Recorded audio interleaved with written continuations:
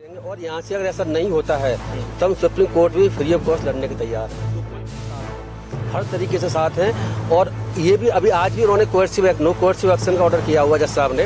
हमारे हिसाब से ऑर्डर वो गलत है, कर देंगे इसे। और इसी आज के ऑर्डर को भी जिसमें गिरफ्तारी पर रुक रहे हैं, हमने कहा नहीं आज चलना चाहिए, समाज का काम है मतलब, तो हम आज आए। और यहाँ पर लेकिन हुआ ये इसको किसमें जज साहब करते हैं, क्योंकि इसमें बनती नहीं है। ये खुद मान रहे हैं कि दोनों तरफ से गाली रोज हुई है और अपमानजनक बातें कही गई हैं। तो इसमें तो जजमेंट इसमें लिखा हुआ है कि चमार कहना अपने आप में इम्पोर्टेंट समझा गया संविधान में, तो उसका जिक्र है संविधान में। मैं आपको बता चलूँ कि मर्डर का जिक्र नहीं है, मर्डर के अपराध का जिक्र नहीं है संविधान में, रेप के अपराध का भी जिक्र नहीं है संविधान में, और किसी अपराध का जिक्र नहीं है। ये जो दो अपराध हैं अपने आप में, वो फंडामेंटल राइट का पार्ट नहीं है। नौकरी को लात मारी, मतलब आप समझ सकते हैं कि एक व्यक्ति जो है वो ठेकेदारी की नौकरी छोड़ने को तैयार नहीं है। और संजीव कुमार जी जो है एक मतलब इतने बड़े पद की नौकरी छोड़कर आ रहे हैं, समय लगा। वो सारी बात विस्तार से बताई गई। हम आपको बता दें कि मान सम्मान स्वाभिमान के लिए किसी भी प्रकार कोई समझौता मान्य नहीं होगा।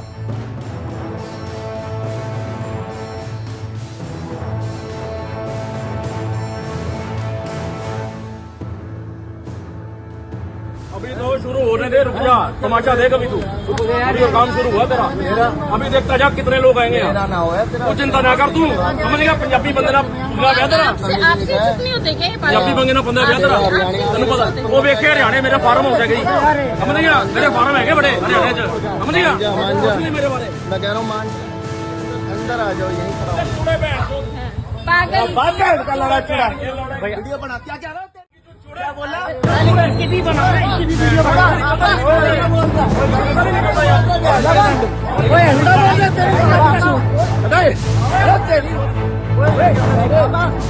साइड हो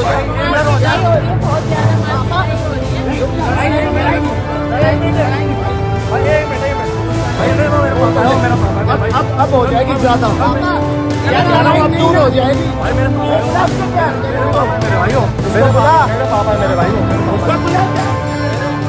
नमस्कार, आप देख रहे हैं VS न्यूज 48 दिल्ली। इस समय हम लोग दिल्ली हाई कोर्ट पर हैं। दिल्ली हाई कोर्ट पर आने का सिर्फ कहां से सवाल पैदा होता है, आप ये समझिए कि जो रोड की लड़ाई है वो आज कोर्ट तक पहुंची है। ये रोड की जो लड़ाई है, ये कोई रोड की लड़ाई एक आम या हर एक नागरिक के लिए, ये उनकी लड़ाइयां हैं जो आज ये लड़ी जा रही है। ये दिल्ली के हाई कोर्ट के अंदर में जिस तरीके से आप लोगों ने अभी हमारे पिछले हफ्ते जो वीडियो देखी थी आपने तिलक नगर की, बिल्कुल मेरे ठीक पीछे आप देख सकते हैं दिल्ली उच्च न्यायालय है। जो तिलक नगर की जो वीडियो जिस तरीके से एक प्रैक्टिस करने वाले वकील, जी हाँ, उनको अपमानित किया गया, उनको ऐसे शब्दों के साथ में अपमानित किया गया कि शायद आज पूरा दलित समाज जो है इसके विरोध में खड़ा है। और आज उसी लड़ाई को लड़ने के लिए आज पहली डेट पर यहाँ पर वो वकील, उस वकील की बात मैं करूंगा जिन्होंने, जो जज थे और उन्होंने समाज के लिए अपने उस जज की कुर्सी को भी छोड़ दिया और वो निकल पड़े समाज की सेवा करने के लिए। और सेवा भी एक ऐसी सेवा जो समाज की, जिसको सेवा बोलते हैं, वो सेवा, जिन्होंने एक पैसा तक नहीं लिया इस केस के लिए और लड़ाई लड़ने के लिए तैयार हैं। आज वही दिल्ली हाई कोर्ट पर जब कोई केस पहुंचता है, कोई मुकदमा पहुंचता है, तो आप ये समझ सकते हैं कि वो कितना खतरनाक वो मुकदमा होगा जो समाज के लिए कहीं ना कहीं दे रहा है। आखिर में मुकदमा करने की ऐसी नौबत आती ही क्यों है? अगर बात करी जाए दिल्ली पुलिस की, तो दिल्ली पुलिस FIR तक नहीं लिखती है अगर कोई केस हो जाता है। आखिर में क्यों?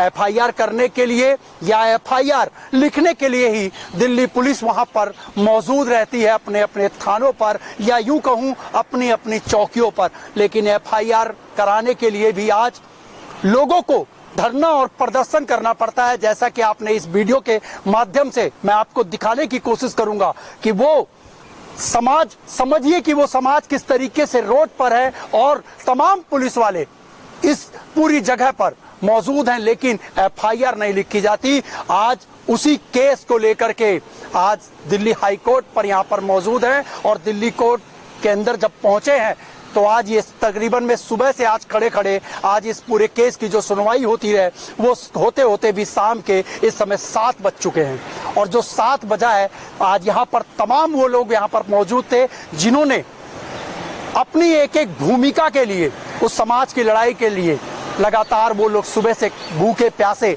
आज यहाँ पर वो लोग बैठे रहे ताकि वो जजमेंट जो आज पहली डेट में हुई है वो आप तक पहुंचाई जाए।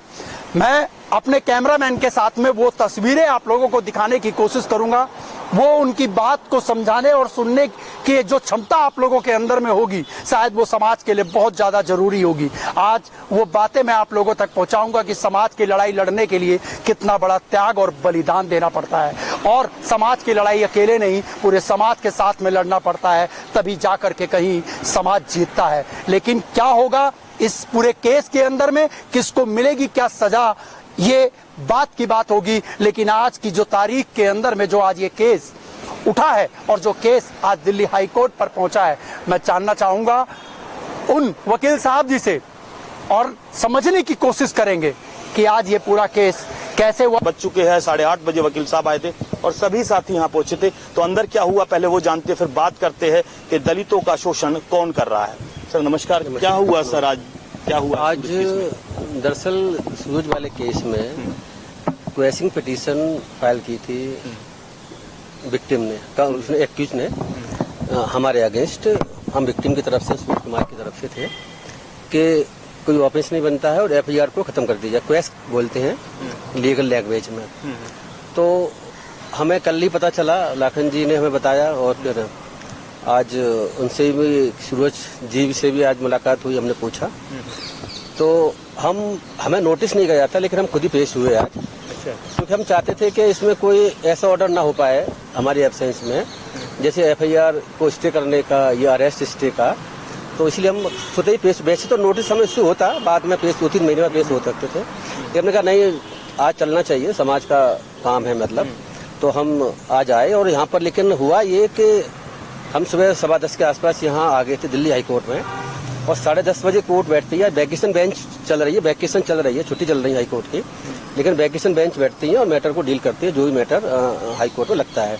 तो हमारे जज साहब जो जिस बेंच में हमारा केस लगा हुआ था वो बेंच जो है 2 जजों की बेंच अलग मैटर को डील कर रही थी। तो पहले वो जज साहब 2 जजों की बेंच में बैठे और वहाँ वो बेंच फिर करीब मेरे ख्याल से 3:45, 3:30, 4:45 तक चली। तो फिर उसके बाद फिर जज साहब 15 मिनट का रेस्ट करके 4 बजे के आसपास, 4-5 के आसपास अपनी सिंगल बेंच की कोर्ट में आए। हमारा मैटर सिंगल जज की बेंच की कोर्ट में था, ना कि डबल बेंच डिवीजन बेंच की कोर्ट डिवीजन बेंच में था। तो फिर 4:15 बजे सुबह से बैठे हुए 4:15 बजे शुरुआत हुई इस केस की, नहीं सारे केसेस की जो इस बेंच में लगे थे, जो 10:30 शुरुआत होनी चाहिए थी। फिर हमने देखा कि दूसरी पार्टी लगता है कि पैसे वाली है, वो उन्होंने एक सीनियर एडवोकेट यहाँ पर हैं जो पहले दिल्ली बार एसोसिएशन के प्रेसिडेंट भी रहे हैं इनसे पहले, अब से पहले कुछ महीने पहले तक, और वो उस एक्यूज की तरफ से खड़े हुए। तो उन्होंने सेटलमेंट का जिक्र किया और जज साहब जो थे उन्होंने सेटलमेंट की बात करी। तो हमने कहा सेटलमेंट इसमें अभी संभव नहीं है और ऑफेंस वैसे भी नॉट कंपाउंडेबल है हमारी तरफ से, और तो ऑफेंस अभी नॉट कंपाउंडेबल है। और SC/ST एक्ट के तहत मैंने उन्होंने सब चीज एडमिट कर रखी है, अपनी पिटीशन में कह रखा है कि दोनों तरफ से गाली गलौज हुई है, अपमानजनक बातें हुई हैं दोनों तरफ से। तो मैंने एडमिट कर रखा है कि उन्होंने ऐसा कुछ कहा। वीडियो भी इसमें हमारे पास में है, उसमें साफ नजर आ रहा है कि ये जो है जाति सूचक शब्द कह रहा है। तो जाति सूचक शब्द कहना अपने आप में ऑफेंस है, ये पर्याप्त है। तो हमने रिक्वेस्ट की तो ये तो पिटीशन चलने लायक भी नहीं है, क्योंकि जब क्वेश्चनिंग वहाँ होती है लॉ के अकॉर्डिंगली, इसमें सुप्रीम कोर्ट के अनगिनत जजमेंट हैं कि जहाँ पर FIR को देखने के बाद से ही लगता है कि कोई भी ऑफिस मेड आउट नहीं होता है। लेकिन FIR में लिखा हुआ मुझसे क्या कहा, उससे जाति सूचक शब्द का इस्तेमाल हुआ है, वो FIR में लिखा हुआ है, उसका वीडियो भी रिकॉर्डिंग उनके पास में है, विक्टिम के पास में, सूरज कुमार के पास में। उसके अलावा वो जो इंसिडेंट हुई है वो इंसिडेंट हुई है रोड पर। रोड जो है पब्लिक प्लेस होता है और घर के सामने की इंसिडेंट है, वहां पर जो भी कुछ कहा गया वीडियो में साफ नजर आ रहा है। तो वो पब्लिक प्लेस है तो पब्लिक व्यू भी कैटेगरी में आता, तो इसमें FIR क्वेश हो ही नहीं सकती, क्वेश्चन नहीं हो सकता, क्वेश्चन का संभव ही नहीं है हमारे हिसाब से। जितनी लॉ की जानकारी हम लोगों को है बिल्कुल भी नहीं हो सकती। और ये हमारी कोशिश ये थी कि ये आज ही इसको डिसमिस कर दें, क्योंकि इसमें बनती नहीं है। ये खुद मान रहे हैं कि दोनों तरफ से गाली रोज हुई है और अपमानजनक बातें कही गई हैं, तो क्या कही है वो हमने अपने पिटीशन में लिखा, अपनी कंप्लेंट में लिखा हुआ है, जिसमें एफआईआर का पार्ट भी है। उसके अलावा जो है उसमें जो वीडियो फुटेज है उसमें साफ नजर आ रहा है कि किस वर्ड का इस्तेमाल कर रहा है। वो वर्ड का इस्तेमाल करना अपने आप ऑफिस, हमने स्वर्ण सिंह जजमेंट का जिक्र भी किया हाईकोर्ट जज साहब से, जिसमें कहा कि सर इसमें तो जजमेंट इसमें कहा हुआ है कि चमार कहना अपने आप में ऑफेंस है और किसी की जरूरत ही नहीं है। तो ये तो एससीएसटी एक्ट में जाति सूचक, यहाँ पे चूड़ा वर्ड का इस्तेमाल कर रखा था, तो चूड़ा चमार कुछ भी कहे जाति शब्द का इस्तेमाल कर रहे तो अपने आप में ऑफेंस है, इतना कहना ही ऑफेंस है। अगर वो पब्लिक व्यू में हुआ हो, पब्लिक व्यू में भी एडमिटेड पोजीशन है, उसने कहा है ये मानता है कि दोनों तरफ से जाति शब्द, दोनों तरफ से गाली गलौज और वैसे अपमान शब्दों का इस्तेमाल किया गया है, तो एफआईआर क्वेश्चन का तो सवाल ही पैदा नहीं होता इस केस में। अच्छा सर, कितने लोगों को सजा होगी इसमें?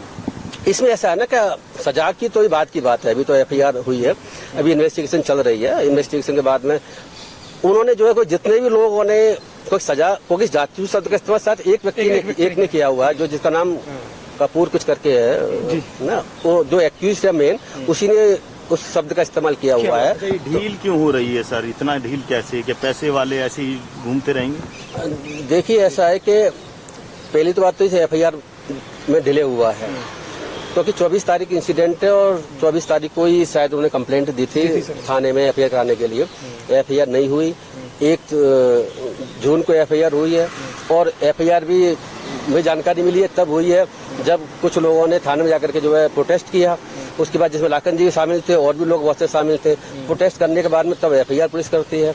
मैंने यहाँ पर जो है बाहर एसीपी से मेरी मुलाकात हुई तो एसीपी ने मुझसे कहा कि आपका जूनियर, मेरा जूनियर नहीं है जो है सूरज कुमार जी, है ना, वो अभी तो प्रैक्टिस कर रहे, वो किसी और के जूनियर होंगे, लेकिन आपने एफआईआर कदम डिले किया, ये अपने आप में गलत है, ऑफेंस भी है और आपको एफआईआर तुरंत 24 तारीख को करनी चाहिए थी।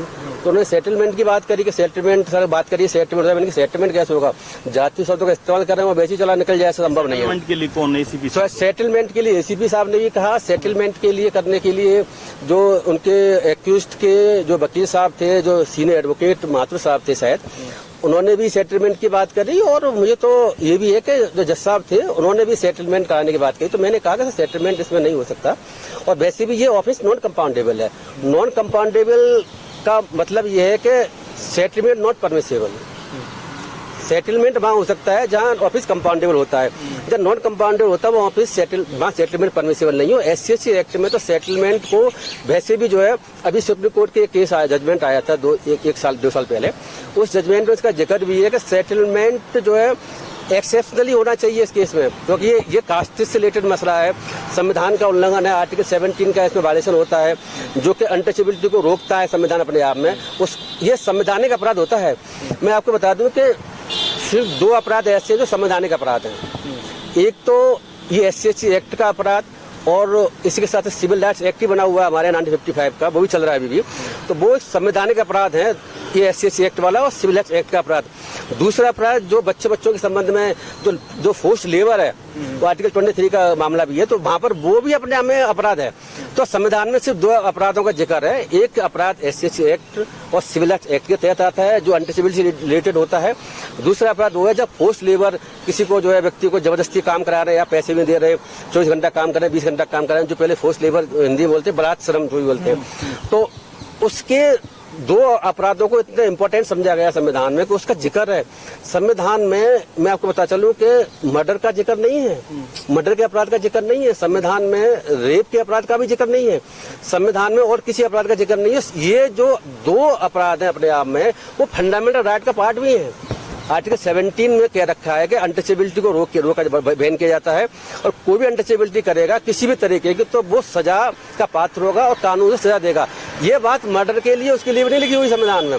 तो मैंने जज साहब से कहा भी था कि इतना इम्पोर्टेंट ये इतना अपराध है जिसमें आर्टिकल 17 का वायलेशन हुआ है, इसमें सेटलमेंट तो वैसे ही पॉसिबल नहीं है, अदरवाइज जो है ना कंपाउंड वैसे ही पॉसिबल नहीं, बहुत इसको जो है सीरियसली लेने की आवश्यकता है। मेरे ख्याल इनकी पिटीशन तो जिसमें होने लायक है, तो अभी लेकिन नहीं लिया सर। नहीं, अब नोटिस आज पहली ही डेट थी, आज पहली ही डेट थी तो नोटिस इशू होता हम पहले ही पहुंच गए थे, तो अब नेक्स्ट डेट पर रिप्लाई हमें फाइल करेंगे। अगली तो कौन सी तारीख है? अगली डेट है 10 सितंबर, है ना। इसमें सर वो पुलिस पर भी आरोप लग रहे हैं, एसएचओ पर एफआईआर की मांग कर रहे हैं, सूरज भी कह रहे हैं कि मुझे भटकाया गया, दबाया गया, डराया गया और सेटलमेंट के लिए बात हुई, एसीपी साहब भी कह रहे हैं, तो क्या सोचेंगे, पुलिस क्या न्याय दिलवा पाएगी ऐसे? हमें तो थोड़ा सा डाउट है क्योंकि मुझे लगता है कि पुलिस जो है इसमें फेयर अपना काम नहीं कर रही है, क्योंकि जो उनकी सेटलमेंट करने की तो बात इसमें करने का बस नहीं, सवाल ही पैदा नहीं होता। SC एक्ट में ऑफेंस है, कंपाउंडेबल ऑफेंस है नहीं है, जिसे हिंदी में समनीय बोलते हैं शायद, तो उसमें सेटलमेंट की बात ही नहीं है। और अगर कोई आदमी जातीय सूचक शब्द दुनिया के सामने कहेगा और फिर सेटलमेंट कर लेगा, बात कैसे बनेगी? तो संविधान का आर्टिकल अनटचेबिलिटी जो 17 है, जो कहता है कि अनटचेबिलिटी को रोका जाता है, वो फिर उसकी कंप्लायंस कैसे होगी? तो मेरे हिसाब से तो, लेकिन मुझे लगता है क्योंकि वहाँ उनके वकील साहब ने भी ये बात कही है, एक्यूज के वकील साहब ने भी, कि साहब सेटलमेंट के लिए हम तैयार हैं। पुलिस ने भी कहा कि सेटलमेंट जो है इसमें ACP मीरा जी बाहर मुझसे कह रहे थे सेटलमेंट कर लीजिए इस पे। तो इसमें आप क्या सोचते हो, सजा कब तक हो जाएगी? क्या अपराधी ऐसे ही बोलता रहेगा, जाति सूचक शब्द बोले जाएंगे, दलितों को दबाया जाएगा, आगे बढ़ाया जाएगा, आगे शब्द बोला तो एक और FIR कराई जाएगी, इसमें कौन सी बात है? बिल्कुल। ये तो एक ही तो देने वालों को जो बचा रहे हैं उनके लिए क्या कहोगे? अगर सूरज कुमार जी कहेंगे तो ये जो आज ऑर्डर उन्होंने, सबूत भी है सर, देखो ऐसा ना, अगर आगे भी कहेंगे तो आगे फिर एक और FIR कराने की कोशिश होगी, इसमें कैसी बड़ी बात है? जितनी बार कहेंगे उतनी बार FIR होगी, इसमें दिक्कत कहाँ है? डर होगा कहीं ना कहीं, जाति सूचक शब्द बोले जाएंगे और दिल्ली जैसी राजधानी में डर कैसे होगा? आप भी किसी ना पैसों के दम पर तो नहीं लेके आया कोई आपको, आप किस लिए आए हो? नहीं, मैं तो समाज के लिए आया हूँ। मैं तो इस केस को फ्री कर रहा हूँ। मैंने उसे 10 पैसे नहीं लिए, लेने का कोई इरादा भी नहीं है। रुपए लगे हम समाज के लिए, मैं बता रहा हूँ, दूसरे एडवोकेट जो है वो लाखों रुपए लेते हैं, सीनियर एडवोकेट है, दुनिया को पता है, 5-7 लाख रुपए ऐसा सुना है। दूसरे एडवोकेट, सीनियर एडवोकेट है, वो काफी पैसे लेते हैं, कितने लेते हैं तो वो बताएं। आप समाज के लिए फ्री बैठे हो, 8:30 समाज के लिए फ्री बैठे हुए हैं। मैंने नौकरी छोड़ी भी इसीलिए है, नौकरी छोड़, पैसे का सवाल नहीं है। हम चाहते हैं कि इस देश में मान सम्मान बना रहे, SC को अधिकार मिल सकते हैं। और उनके साथ अगर जाति किस तरह की हो रही है, कोई अपराध हो रहा है या कोई और भी जाति हो रही है, तो उसका हम जो है तरीके से कोर्ट पर ही विरोध कर रहे हैं और रोड पर लाकर निकल भी रहे हैं, और हम भी तैयार हैं। चलिए, तैयार है अभी ये जाति। अगर न्याय नहीं होगा तो अपराध बढ़ेगा, मगर न्याय करने के लिए अब वकील फ्री ऑफ कॉस्ट, जैसे कि रोड से लेकर कोर्ट तक दलितों की हर आवाज को बुलंद करने के लिए वकील साहब खड़े हो गए, पूरी टीम खड़ी हुई है। लाखन जी, क्या कहना चाहेंगे, किस तरह देखते हैं इस मुद्दे को आप, क्वेश्चन को? मैं सबसे पहले आपको बता दूं, जो क्वेश्चन के लिए भी माननीय जो संजीव कुमार साहब थे, इन्होंने समाज के लिए ही एक जज की नौकरी को लात मारी है। मतलब आप समझ सकते हैं कि एक व्यक्ति जो है वो ठेकेदारी की नौकरी छोड़ने को तैयार नहीं है, और संजीव कुमार जी जो है एक मतलब इतने बड़े पद की नौकरी छोड़कर आ रहे हैं और समाज के लिए आ रहे हैं। आज जैसी क्वेश्चन की बात हुई, सूरज कुमार जी ने, हमने सूरज कुमार जी को वादा किया था कि हम लोग आपके साथ खड़े हैं रोड से लेकर कोर्ट तक, और रोड पर उतरने के बाद तो रोड पे उतरे। कोर्ट में जाने की बात हुई, हमारे IDF के राष्ट्रीय अध्यक्ष भी हैं संजीव कुमार साहब, इंडियन दलित फोरम के, और मैं राष्ट्रीय महासचिव हूँ। हमने उनसे वादा किया था, और मैं आपको बता दूं जो बताया कि अंदर क्या क्या घटना घटी, कितना समय लगा, वो सारी बात विस्तार से बताई गई। हम आपको बता दें कि मान सम्मान स्वाभिमान के लिए किसी भी प्रकार कोई समझौता मान्य नहीं होगा। तमाम साथी इस बात को आश्वस्त कर ले। ये लाखों रुपए, करोड़ों रुपए लगा देते हैं और समाज वहीं झुका रहता है, सिर्फ जाति सूचक शब्द सुनता है, पिटाई करता है। आप इस बात को आपके माध्यम से तमाम साथियों को बोलना चाहता हूं कि मान सम्मान स्वाभिमान से कभी समझौता नहीं सकता। लाखों करोड़ों अरबों रुपए पे हम लात मारते हैं, ये हमने बोला था फ्री ऑफ कॉस्ट। अभी साहब ने आपको बताया कि फ्री ऑफ कॉस्ट मामला हम लोग सामाजिक लड़ाई लड़ रहे हैं। और मैं तमाम उन लोगों से बोलना चाहता हूं जो पूरे देश के अंदर, एट्रोसिटी के अंदर आप लोग प्रताड़ित हैं, आप लोग संपर्क कीजिए। हम लोग आपकी आवाज भी, चाहे वो डिस्ट्रिक्ट कोर्ट हो चाहे सुप्रीम कोर्ट हो, हम लोग 2025 का दलित है, ये बिल्कुल लड़ेंगे। समाज की लड़ाई में लालच मत खा जाना। मान्यवर जी, हम आपको बता चुके हैं कि हम लगातार सारी मूवमेंट उठा के देख लीजिए, हम लोगों को अपनी जेब से पैसे देते हैं। ये फ्री ऑफ कॉस्ट लड़ने वाली टीम है। हम लोग रोड से कोर्ट तक फ्री है। आने वाले समय के अंदर समाज के प्रत्येक, पूरे देश के अंदर जितने एट्रोसिटी चल रही है, हम लोग उसके ऊपर अपने तन मन धन तीनों चीज से खड़े होंगे, दम के साथ खड़े होंगे। दम, अब इंसाफ मिल जाएगा। बिल्कुल 110% इंसाफ की। रोडों पर नहीं उतरना। आप ये देखिए, हम लोग हाईकोर्ट पहुंच चुके हैं। रोडों पर उतरने के लिए प्रशासन मजबूर करता है। प्रशासन और शासन ये मिली भगत से जो दलितों की FIR नहीं हो पा रही है, हमें रोड पर उतरना पड़ रहा है। 2025 आ चुका है, जहां पर तमाम पूरे वर्ल्ड के अंदर जो है इतनी बड़ी बड़ी टेक्नोलॉजी आ रही है, यहाँ पर हमें FIR लिखवाने के लिए भी रोड पर कूच करना पड़ा है। तो आप समझ सकते हैं कि सरकार, शासन, प्रशासन किस तरीके से मिला हुआ है दलितों की आवाज को दबाने के लिए। लेकिन हम जैसे लोग रोडों पर हैं, आपकी आवाज कभी दबने वाली नहीं है। तो सूरज जी को मदद मिलेगी, पूरी मदद मिलेगी। ACP साहब कह रहे हैं क्वेश्चन करवाओ, SHO साहब ध्यान नहीं दे रहे, क्या करेंगे ऐसे पुलिस वालों का, बताइए। अभी आपको माननीय संजीव कुमार साहब ने बताया कि ACP से लेके जो जज साहब है वो, प्लस जो दूसरी पार्टी के वकील है वो, तमाम लोग ये चाहते हैं मतलब इसके अंदर जो है समझौता हो जाए। हम आपको बता दें कि समझौता 1 लाख से 1 लाख समझौता नहीं होगा। हमें कुछ भी करना पड़ जाए, अगर दोबारा ये बातें हुई तो हम लोग दोबारा रोड पर होने तैयार हैं। हम छोड़ने वाले नहीं है, बिल्कुल। तमाम वो समाज हमारे साथ में है, तमाम लोग यहाँ पर हमारे साथ में जुड़े हुए हैं। जो वीडियो हम लोगों ने आप तक पहुंचाने की कोशिश करी है और जो समझाने की कोशिश करी है, शायद इस वीडियो को देखने के बाद में सभी समाज, जो लोग रोड पर हैं, उन लोगों को कोर्ट पर किस तरीके से पहुंचना पड़ जाता है। आखिर में ये किसकी गलतियां हैं, या यूं कहूं कि हमारा जो कानून का लचीलापन है वो सामने आप लोगों को दिख रहा होगा। लेकिन न्याय के ऊपर में सभी को है भरोसा, इसीलिए ये दिल्ली हाई कोर्ट यहां पर ये जब केस पहुंचा, जो सूरज का केस पहुंचा है, तमाम मेरे पीछे जो साथी हैं ये वो क्रांतिकारी साथी हैं जिन्होंने इस केस के लिए लगातार अपना साथ दिया। और 24 तारीख के केस को लेकर के आज 6 जून हो चुकी है, और 6 जून के अंदर में जो आज पहली डेट डली है, और इसकी अगली डेट जो है वो जैसा कि वकील साहब ने बताया कि 10 सितंबर है। उस 10 सितंबर के अंदर में जाकर के पता लगेगा कि आखिर में दिल्ली हाई कोर्ट या उसके लिए चैलेंज करने के लिए क्या सुप्रीम कोर्ट जाना पड़ेगा। बाकी इस पूरी खबर को लेकर के आप लोग क्या कहना चाहेंगे, और ज्यादा से ज्यादा आप लोग इस वीडियो को शेयर कीजिए ताकि लोगों तक ये मैसेज पहुंच जाए कि जो लोग भी लाचार हैं या जिन लोगों को प्रताड़ित किया जाता है, तो समाज में ऐसे भी लोग हैं जो आपकी आवाज को उठाएंगे, जो आपकी बात को उठाएंगे और रोड से उठा करके उन लोगों को कोर्ट तक लेकर के आएंगे और कोर्ट के अंदर में इंसाफ दिलाने का काम करेंगे। बाकी मैं आपका दोस्त व्यास कुशवाहा, VS News 48 दिल्ली के लिए। जय हिंद, जय भारत।